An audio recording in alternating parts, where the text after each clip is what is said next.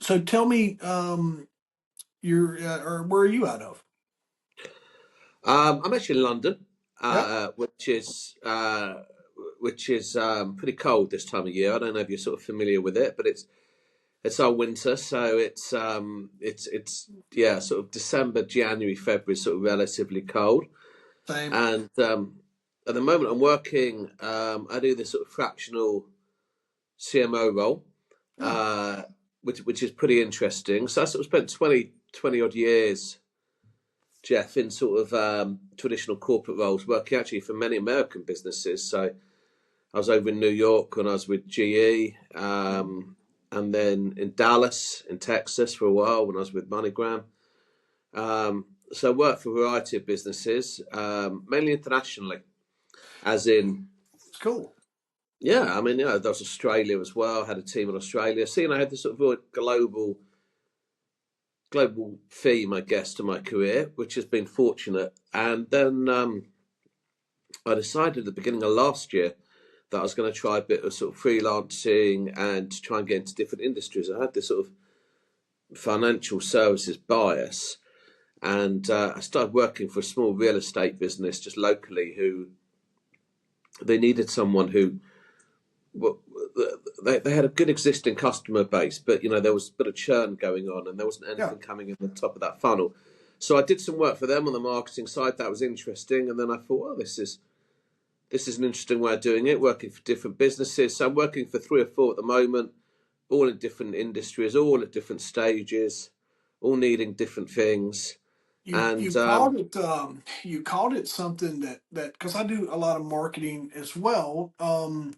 Is just one of my strong suits. It kind of comes easy to me, right? But that fractional term is something that I'd read about the other day. Just the term fractional CMO, right? Fractional CMO. You heard that a lot over on the finance side for accounting and other things, but yeah, couple one of my other guests that talked about that, and then some of the work I do, but that word fractional, I had never really approached that until as well. So that's really cool. That was the thing that interests me was just your background in marketing, because I do a lot of just digital on and yeah. offline marketing as well. So I was interested just to get to know your mission and stuff that you do along those lines. But I enjoy that, Richard. I enjoy that. I don't like I everybody talks about niching, and I think that's Mhm, good, right? And I think you should, because it mhm. really helps you craft a message. But I also think there's something to the fractional side of that, to where you can come alongside a small business or whatever that is not fully capable of handling the budget of a full-time employee. So I think there's so your term there kind of, because this is what someone asked me the other day. You asked me like, Jeff, what do you do? And so part of my workshops is I enjoy going and teaching other teams. And I don't know what that looks like for you, but so like a business owner would call me and say, "Hey, well, can we hire you to do our digital marketing?" And I go, "How many people?" Said another. And I go, "Do you have someone there that is that you feel like could be doing more?" And they're like, "Yeah." And I go, "Well, why Mm, don't you let me teach them how to do this?" mm, And you right. mm, So mm. I come alongside the company in the kind of that leadership role, and all I do but I'm a mentor, and I do all the stuff, but while I'm doing it is I show someone Yeah. else. So my time is, my whole goal is to be out in 3 or 4 months and on to something else and helping the next business do that. So it helps me create variety, all those things as well. That's really cool, dude. I like the You, way you you, d- framed that. no, you do get a lot of variety. Um, and what I've noticed, I don't know if you got the same, was that, Jeff, there's never a day off. Every Yeah. day you're proving yourself, right? Yep. Every single day you have this sort of slight, um, I don't know, insecurity or fear of complacency or something like that. I don't quite know what the word is. Something that says almost like it's your first day there, because you're only there for a Yep. relatively short period, and you want to make an impact because we all want to make an impact. And it's also the other thing I've learned a lot actually from it, but one of the key things I've learned is that the challenges are pretty similar across industries. We have this sort of idea of, you work in FMCG, like fast moving consumer goods, and you work in financial services, and you work in automotive, or whatever it may be, or you work in retail. And actually, I have found that the principles of what I'm trying to get across are the same. So, Yeah. who are we as a company? What are we going to be remembered for? Who are the customers we're targeting? What's our offer? How do we differentiate ourselves from our competition? Is our Mission product? statement, core Yeah, values, right? Yep. 100%. Yeah. So it doesn't matter, right? No matter whether you're selling a 90 grand car because you're Aston Martin, or you're selling I don't know, a sort of employee benefit. The Yeah. principles are gonna have to be very consistent.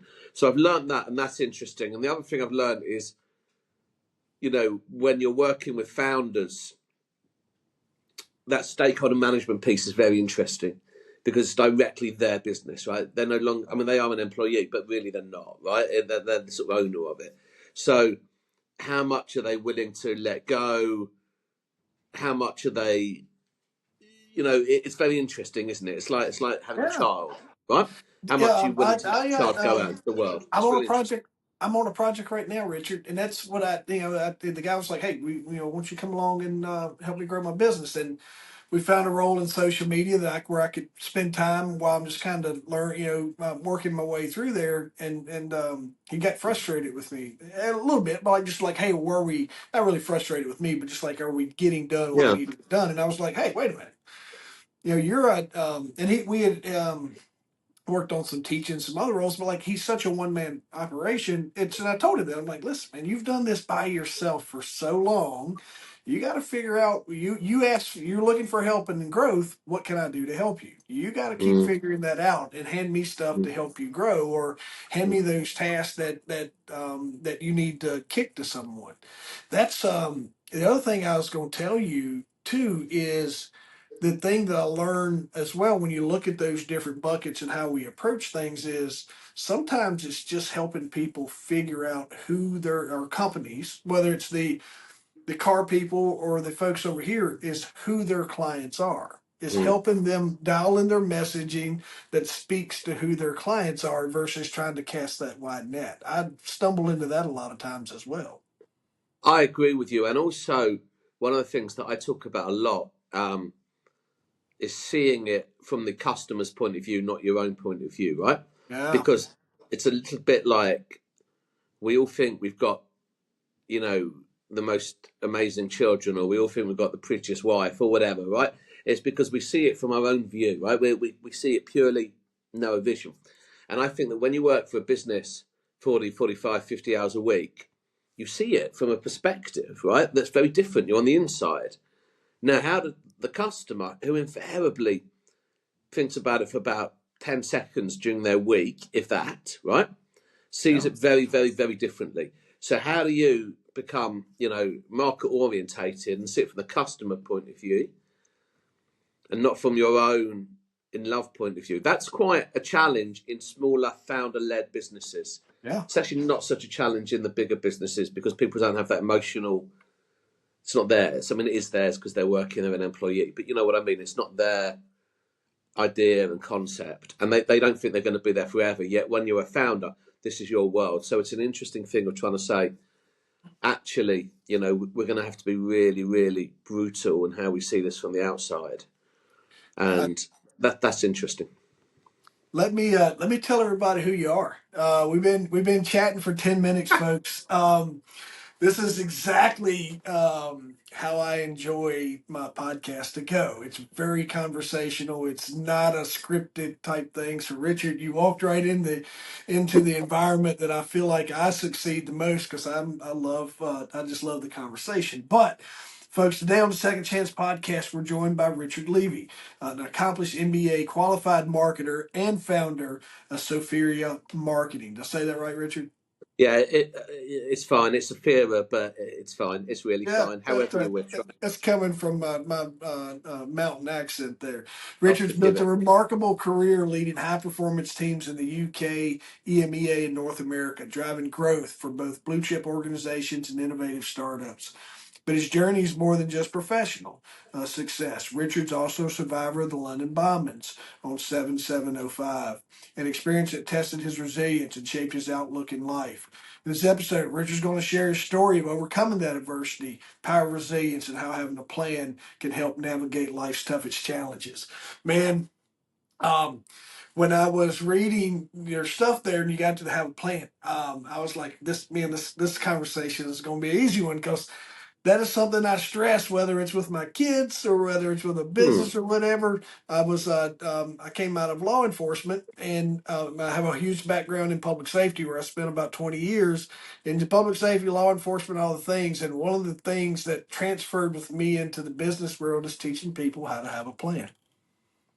Got to have a plan, haven't you? Right? And the other thing, Jeff, that I tell people is you've got to have a plan that you believe in, right? Yeah. As in, you believe this will work, right? Now, what's difficult is when people say, I want it to work in 6 months' time, a year's time, or 18 months' time. I don't know. I don't know how long this plan is going to take, but believe in the ultimate goal in this and what that will feel like. So I've got to tell you, I was 50 this year. No, last year, right? Last year.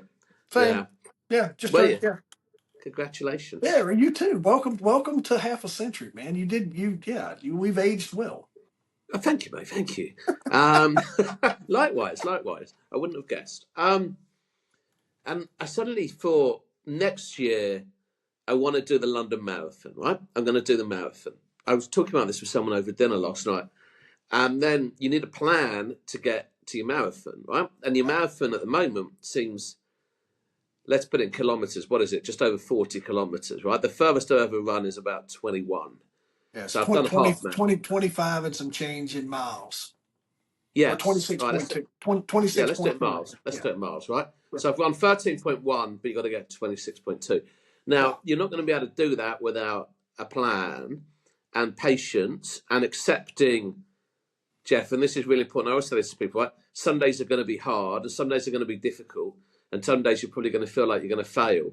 But did you ever expect every day in your life was going to be fantastic? Most people Yeah. don't have that expectation, right? So accept the bad days and say, well, obviously this is just sort of part of it. But you got to have that sort of plan of where you want to go to. If you don't, I think there's a bit of a danger of drift and life happens to you rather than you creating life. But equally, and I'd love your view on this, as I get older, I realise it's actually about the journey as much as the destination, Mm. right? So the journey, right? Yeah. Enjoy the journey, learn from the journey, and then you're going to get there, and it's a fair chance it might feel a bit anticlimactic, or I don't know. But the journey is the wonderful bit, and that's when you're going to learn about yourself and others, and resilience, and having a plan, and what you're capable of, and what you're not capable of, and I don't know. You're just going to get to know yourself, right?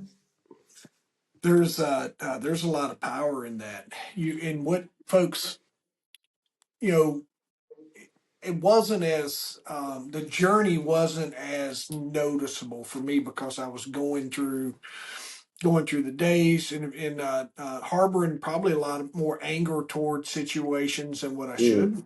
And as time went on, started figuring out life, started figuring out life. I think this comes with age or good mentors, right? Got age and good Mm. mentors will Yeah, help you with there this. you are.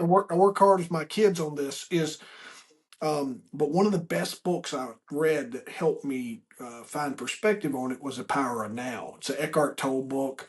Um, Okay. and he talks about, and the whole thing, just to summarize it here, is it just talks about when you get in that really crappy, what you just decide is a really crappy moment. You heard instead of saying, why me, why not me, Eckhart Tolle takes it a step further and he's like, all right, what lesson are you supposed to be learning here? Right. Yeah, yeah. This is this right. So when you're in this moment here, what lesson are you learning? How is it influencing you? And then pay attention to whose life that you're influencing.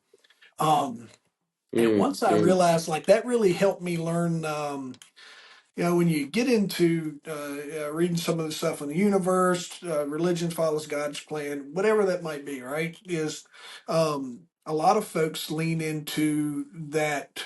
You're kind of here. You set a plan with God. If you go on the universal conscious side, you set this plan with God, and you're here living out this motion. So there's a lot of perspective in that of saying, you planned this moment. You asked to Mm. be here to learn this. So what are you going to take out of it? How are you going to use it for a superpower, right? So yeah, um, I you agree. know, I think, hey, so go on. no, I think you're spot on with just kind of your approach to it, right? I think age is a great teacher. One, because what it does, Jeff, is it builds experience. And Yeah. often you've been in situations before, right? So you just know more than you did before. And that's about good things and bad things. Right? Just age teaches a lot, um, I think. And it sort of teaches, certainly in my case, quite a lot of serenity and calmness and just like, okay, one day, and one day at a time if it need be, or 1 month at a time if we need. Let's just see what happens today.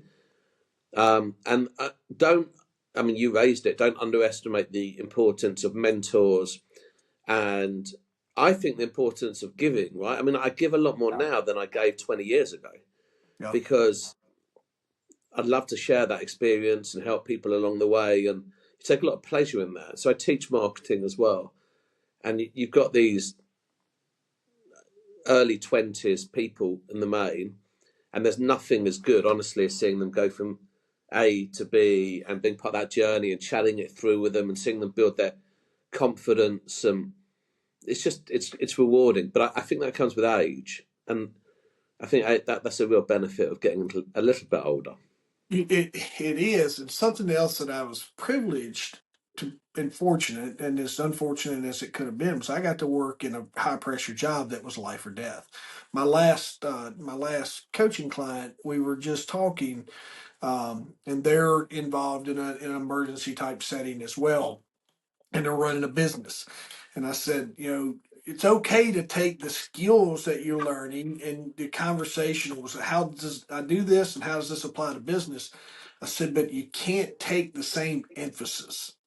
You're going Mm. to, it's okay for your business to learn and to grow. And it does, you don't have to get it right every time you go in to talk to someone. You don't, but in life or death, you do. So learning Yeah, how to handle the pressure of those pressure charged situations, but being able to take that hat off and set that.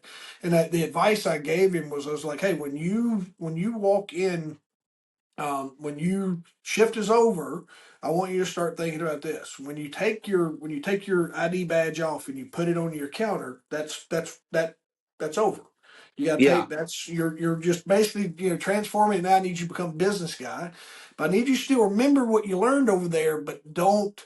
It's not life or death, and it's okay to flex and move and to roll with the punches and to get to know your clients and all the things that need to happen inside a mm, business too. So that's something that I experienced yeah. that a lot of people have, but a lot of people haven't as well, right? I agree with you. I like the idea that you put your badge down and that's it, right? Then you close that bit off for the day. It's actually become a bit harder, I think, since the pandemic, where Yeah. a lot more people have worked from home, and those natural boundaries. In London, most people, including me, used to get the metro, as you guys would call it, the underground, or the subway, as you guys would call it, right? And the underground, as we would call it. And you used to go to work, then you start at X, and then you finish at Y, and then you have your journey home, and you listen to a podcast or music or whatever you do, and then when you get home, that's the family time. So that used to be it.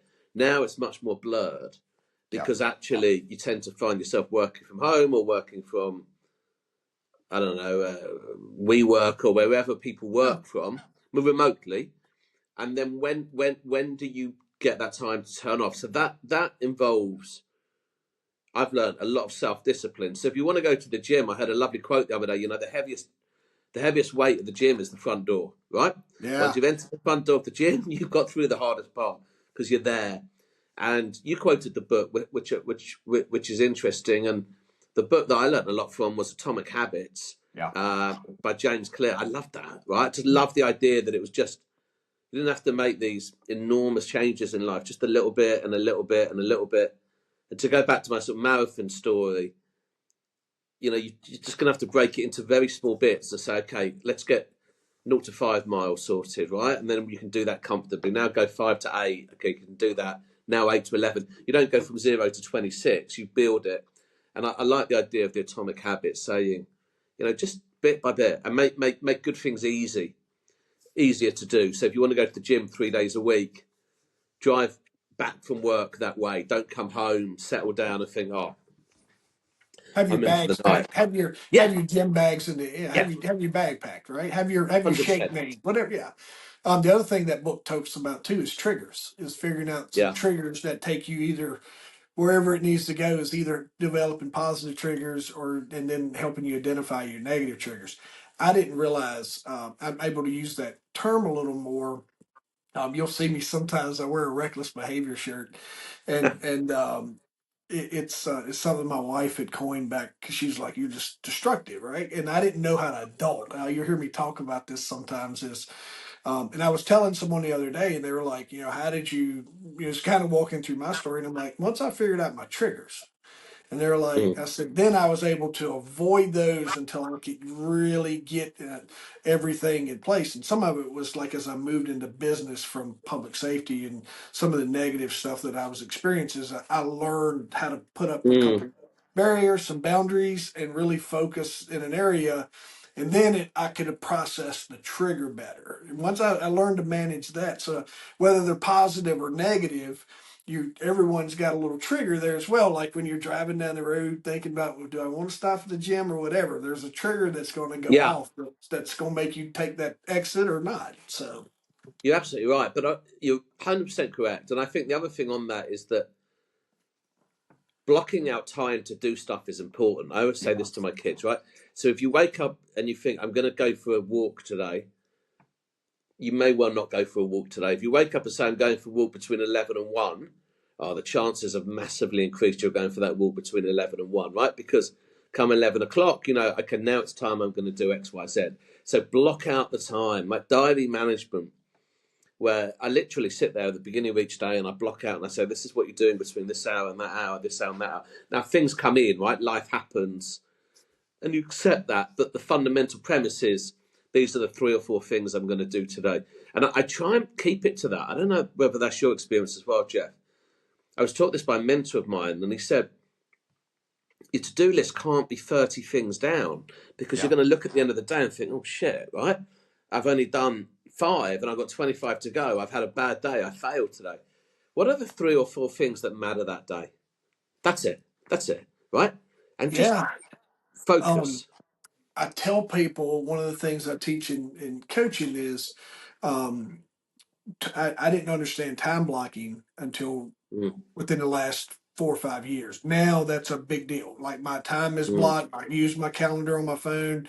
I have all things just like you and I scheduled to have this meeting, and it's a mm. certain amount of time or whatever. The one thing that I really teach people that are trying to find traction in their life or business: don't go to bed not knowing the first 3 things you're going to do the next day. Your last thing you should do, if you don't time block or whatever, you should write down 3 actionable items.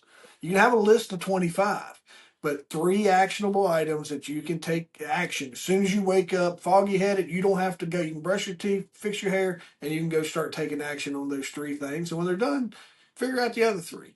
But don't Yeah, try to do 25. Yeah, same principles, time blocking, task focus type stuff, and not trying to do 30 things in a day. And the other thing that time blocking allows you to do, it allows you to make time for a conversation that you want to have, something fun. yeah, You can find someone calls like, "Hey, what's your day look like today?" I'm like, "Hey, I'm free 1 to 3:30." And they're like, "You want to go to the range? You want to go to the gym? You want to go do this?" So yeah. it allows you to fit in fun. It ain't just work. You can come here just No, work I, all the time. I agree. So do you think that just comes with age and experience and learning and listening? Yeah, I don't know, will do. because I wasn't like that 20 years ago.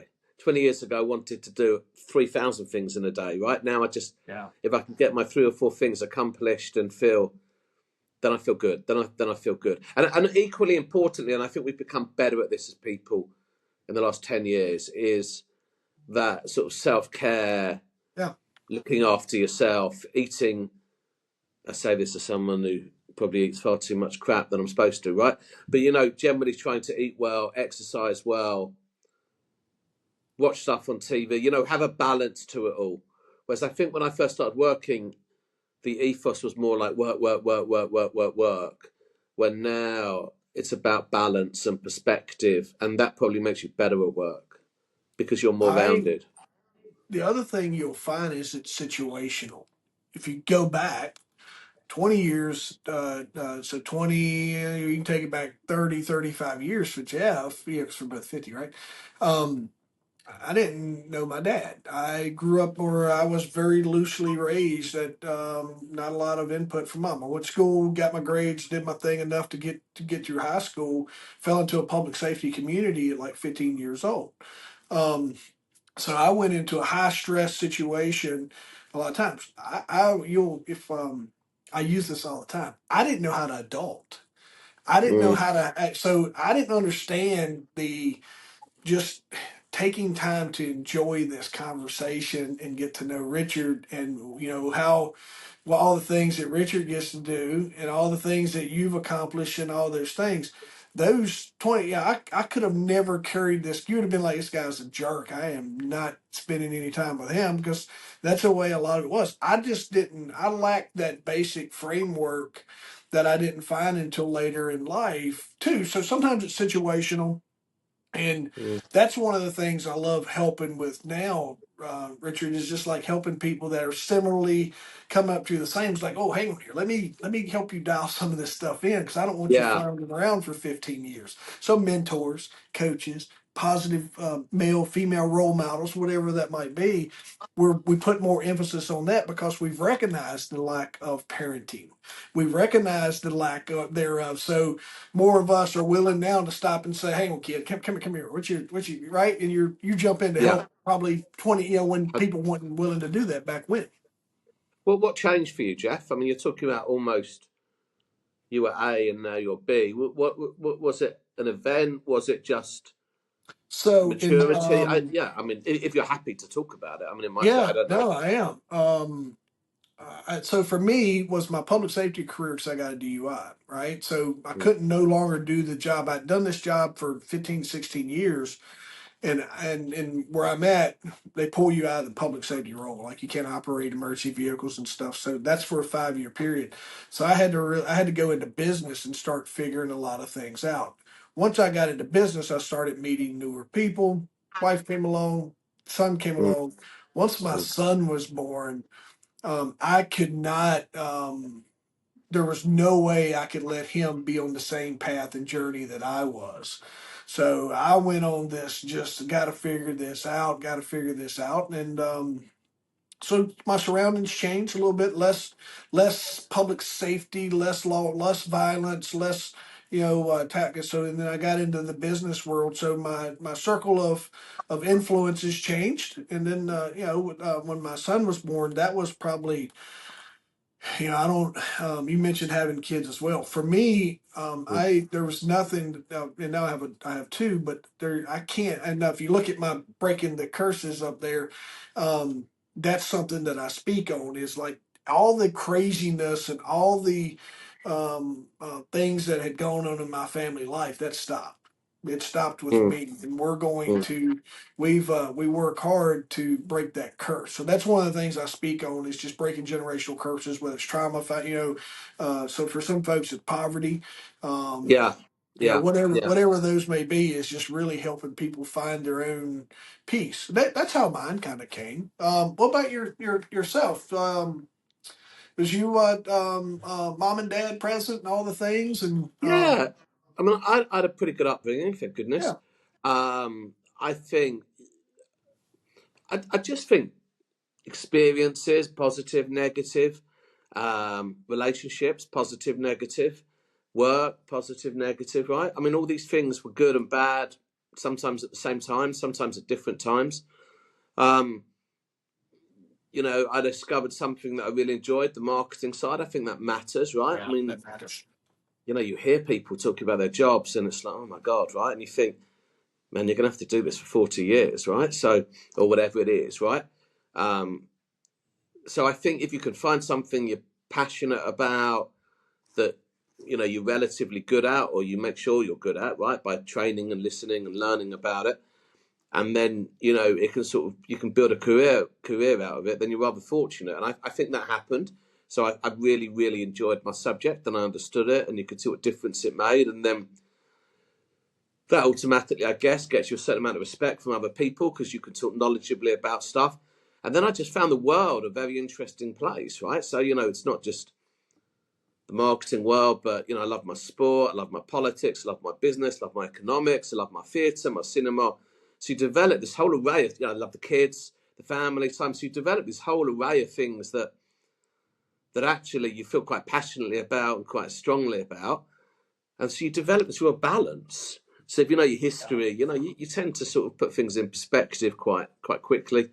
So for me, it was just a sort of an awakening to a much bigger world out there. And in some ways, I think the world that, of connectivity, you and I can chat to each other now over the internet. It's Big like we're deal. sitting next Yep. door, right? You can, what a blessing that is. So you can meet many more people, listen to many more things. Yeah, I mean, if you're interested in the world, I think it's probably a really great time to be alive, and that then makes you feel alive. I always think, you feel good, right? Do you realize the lift that would have had to happen for Jeff and Richard to have ever crossed paths? Mm, There's absolutely, if you think about it, we would have been a really like it would have been hard for life to have put us together based on just a big ocean being between us, right? yeah, yeah, Um, so just the like you said, the our access to technology now to be able to create this conversation is huge in itself. yeah, unimaginable. Even when I always say this to my kids. When I was growing up in the UK, we had three television channels, three, Yeah, two on the same. BBC and one on ITV, right? So now you look around, and on one device, on an iPad, you think what access you've got to so much stuff on this one device. Now that's unimaginable 40 years ago. When I say 10, it does make me intrigued. Not that I'll probably be around to see it, but where we'll be in another 40 years time, things will develop. And I think AI is interesting, and I think we're underestimating its impact it's going to have, again, positively, negatively, Yeah, but I I think that's think a you're really right. interesting. I think what you'll see with that is these smaller teams like I spoke about. I think AI is going to develop more smaller, more very focused, detailed, task oriented, like task force style businesses to where AI is going to Yeah, be, there's going to be that arm that everyone's going to deploy inside their job. The stuff that I teach on with AI is not going to replace you, but someone using it yeah, may definitely do that, right? AI, as long as you get going with it and learn the concepts, prompts, and just what it can do to amplify more of who you are, you're going to be in a good place. But it's kind of like when yeah, I teach, telling the people about the internet, like there's enough people that was like said the internet was going to be a fad too. 100%. Um, 100%, right? yeah, And I heard that example the other day, right? That if we could talk to ourselves 20 years ago, you'd say, get to know how the internet works, right? That would be my advice to myself. And and we're on a if I, phone, like we're look at our phones of same yeah, thing. It's like we were tied to a cord for for the first half of my life, and then all of a sudden it's like look at where we are with just phone technology too. So us in our lifetime at 50, internet, cellular, yeah, social media has come in all in our lifetime. And now you want to tell me that we're going to push back on AI? It's yeah. crazy. No, I agree with you. So I'm going to learn AI. I'm sort of halfway there. I'm sort of doing my courses and I'm reading a lot about it. One from a sort of curiosity point of view, Yeah. because it's like, wow. And secondly, because, you don't want to be left behind. I mean, Yeah. while you've got a functioning brain and the curiosity, I always think these things, embrace it. Being in denial, to your point, or calling it a fad, it's not, I promise you. You can the thing that other like I teach this right, and when I teach, I'll open up ChatGPT and it's very interactive. I'll build a business, and I'll just have my audience just give me inputs. Like just get the thing that I've been teaching a lot of people. I'm like, you don't have to really get over the top in your training. Come learn, listen to someone like myself. There's plenty of Mm, folks out there that's teaching concepts. AI will teach you. Like earlier, I was trying to see this. You see my new logo for my, Yeah, yeah, one of my friends called me. He's like, dude, you don't have your website on your background. You need to have, he goes, I'm booked a lot of speaking events just off having so thank you, Kenny. And one thing about a marketer sometimes is we're eyes off our own stuff, yeah, right? We need to absolutely. set eyes, right? So he calls me. He's like, do this. So I went to AI, went to chat and just kept putting in a prompt and it wasn't doing anything. So finally I said, tell me how to create the perfect prompt for this picture. It did. I copied, pasted it back into itself. It spit this out for me. Yeah, 100%. I mean, it's beautiful, right? And Yes, it'll teach you how to do.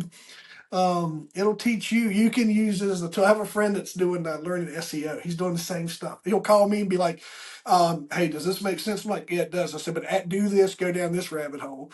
And yeah, yeah, same thing. It's been a really great tool for us as marketers and business owners as well. 100%. And it's people like you who will embrace it and have fun with it and enjoy it. That it's like the internet. It's a great analogy, right? I mean, I remember Yeah, when the internet first came, and you had your deniers, you had your people saying this is going to transform everything. It's going to be the same with AI. And in the medical term, I don't work in the medical world, but I think you're going to have robots doing operations in a yeah, tenth of the time than humans could do it, yeah. right? I mean, I this think kind it's of going stuff, to. right? I think it will absolutely revolutionize our medical. And just how Yeah, it's a great example. And I did this is I took my blood work that I had from my yearly labs, took the test, put it into AI, and it gave me a response, and then the doctor and I just they were the same. Not that yeah, folks, you should make sure you get your medical advice from your doctor. Don't absolutely, right? whatever. But I think you're going to see that. Um, one of the things that I do sometimes by accident is I booked another call right behind ours, Okay. so I'm limited on time today, but we've just scratched the surface on I think where our conversation could go. You're like one of my other buddies. He's like, we'll just get back on at some other time. Yeah, well, Um, but you have this amazing marketer, and I think the thing that you'll find about some of your best marketers is the ability to carry on a conversation with anyone, and you've exhibited all that today. thank Um, and I would love to for us just to catch back up because we haven't even you. got into your business projects, right? We're just talking, Yeah. just two dudes getting to know each other. So I want to send you a link so we can just catch back up and go over your Let's do it. business stuff. But listen, folks, you know, in the short time me and Richard's been talking, God knows what he's talking about. He doesn't. He is. We both have worked hard to get to know each other, and I think that's a Mm, skill that your best marketers possess. mm, Is they mm. want to know you and your problems, and not us tell you what we think they are. Right. So how can folks get in touch with you? Let's leave that nugget in here for everyone, and then I'll make sure we put that in our show notes for everyone. But how would you like for folks to get in touch with you to carry on this marketing conversation with you? Yeah, great. Thank you. And likewise, right? I've really enjoyed our short conversation and very keen to continue it. So I'm on LinkedIn. Richard Levy, Levy1, I think is my address.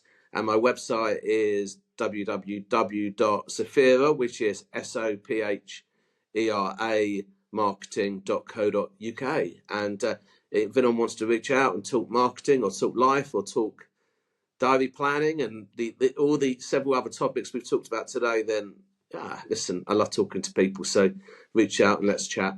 Do that, folks. If this gets out before we catch up again, make sure you send us both any questions you'd like answered from probably one of For the sure. best marketers you'll find. So, thank you for spending some time with us today and letting me get to know you. And I'm excited for just where our conversations are going to take us, Richard. Yeah, likewise, Jeff. A real privilege. So thank you, truly.